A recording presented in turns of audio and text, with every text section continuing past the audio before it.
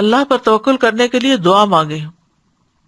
اللہم لک اسلمت وبک آمنت وعلیک توکلت وإلیک انبت وبک خاصمت اللہم انی اعوذ بعزتک لا الہ الا انت ان تضلنی انت الحی الذی لا یموت والجن والانس یموتون. پھر تمام معاملات اللہ کے سپرد کر دینے چاہیے. اللہم رحمتک ارجو فلا تکلنی الی نفسی طرفۃ عین واصلح لی شأنی کلہ لا الہ الا انت. اے اللہ میں تیری رحمت کا امیدوار ہوں، تو مجھے آنکھ جھپکنے تک کے لیے بھی میرے نفس کے حوالے نہ کرنا، اور میرے لیے میرے سارے معاملات درست فرما دے، تیرے سوا کوئی الہ نہیں. رات کو سوتے وقت بھی جو آخری دعا پڑھی جاتی ہے اس میں بھی توکل ہی کا ذکر ہے. پھر مصیبت کی سختی سے پناہ مانگنا چاہیے.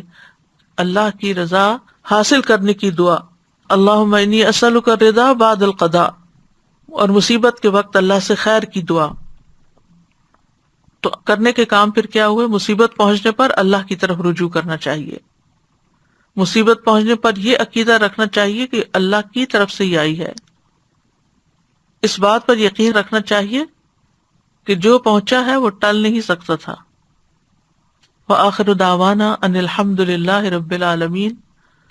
سبحانک اللہم وبحمدک اشہد ان لا الہ الا انت استغفرک واتوب الیک. السلام علیکم ورحمۃ اللہ وبرکاتہ.